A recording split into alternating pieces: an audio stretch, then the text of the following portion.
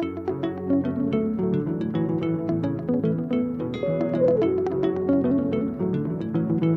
am Dr. Bawakanya Mayanja Stephen, consultant obstetrician gynecologist from Uganda. I work at Mbarara University of Science and Technology, and I learned about a training in fertility offered by Merck Foundation in 2017. That was when there was an international conference in fertility, which was held in Uganda.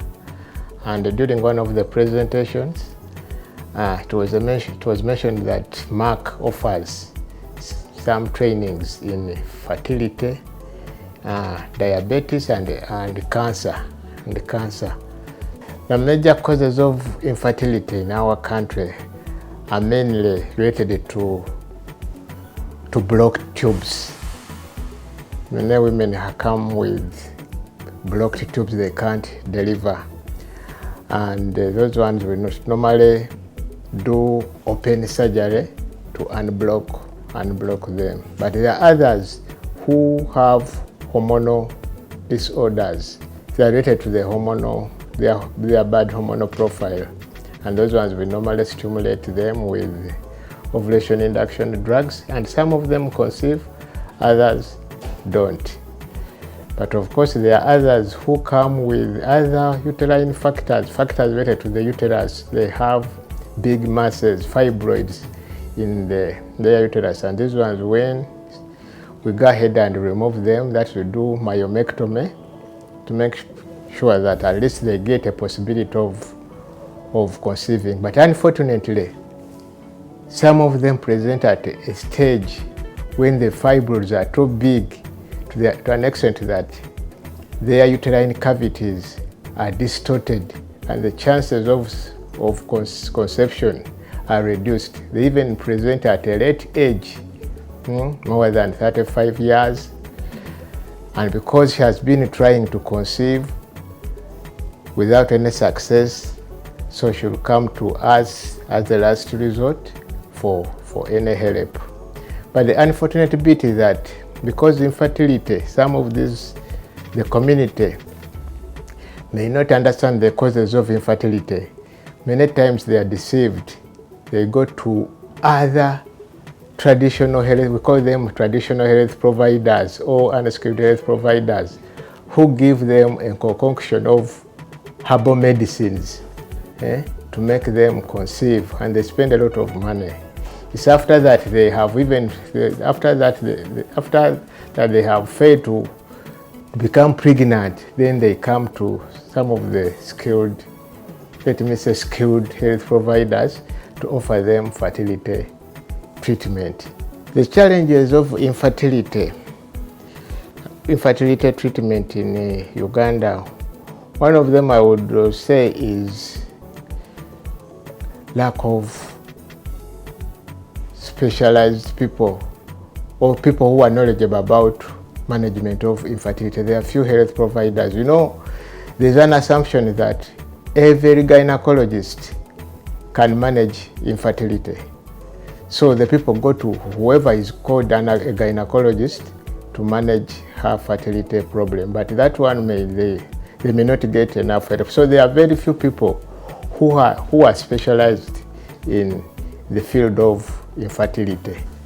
So that one makes, of course, the results are not good, may not be good. Some may conceive, others may not.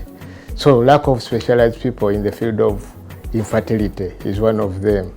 Then the other one is, even those who are available, they are centered mainly in urban areas, in the capital city. So access gets hard to those who come from rural areas.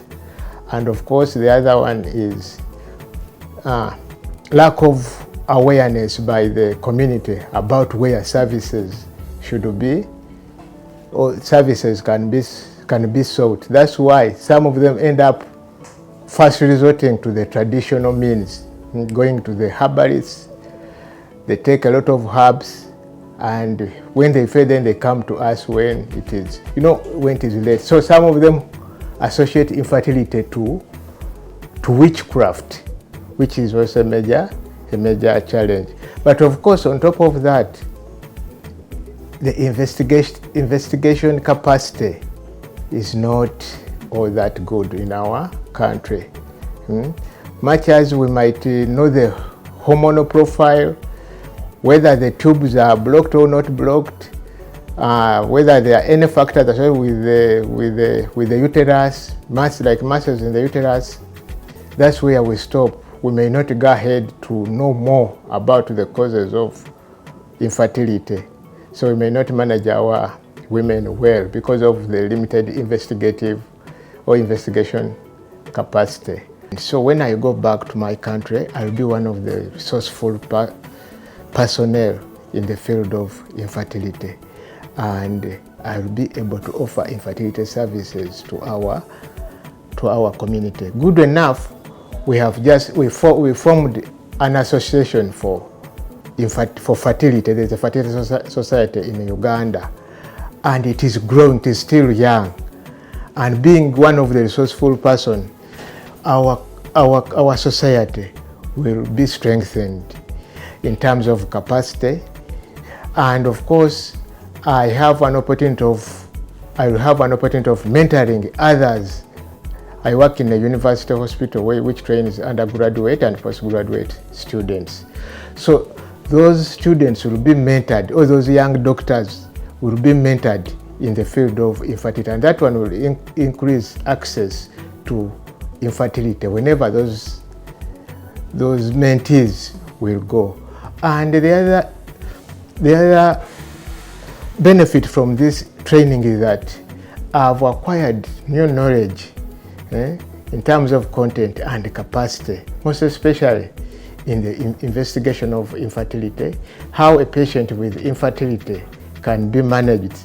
And at the end of the day, the patient with infertility problems will be getting quality services. So one of the expectations was to learn how, first of all, investigate and then manage this patient with infertility problems. As far as investigation is concerned, that one I have learned it, how a patient with infertility can be investigated and will come up with a possible diagnosis as far as her cause of infertility is concerned. But the other one was, of course, before I came, I had some knowledge on ovulation induction, but that one was mainly centered on use of what? Of clomiphene. But now I know the different stimulation protocols, how a patient can be stimulated and get the best results. I didn't know about patient monitoring during stimulation, but now I have learned how one can monitor a patient who is under stimulation. So I would like to thank Merck Foundation for having given me this opportunity to attend this training in infertility. This art training in what? Infertility. For over 2 years, I was waiting for this opportunity. And when I got it, I put everything aside and said, no, I have to attend this training in infertility offered by Merck Foundation.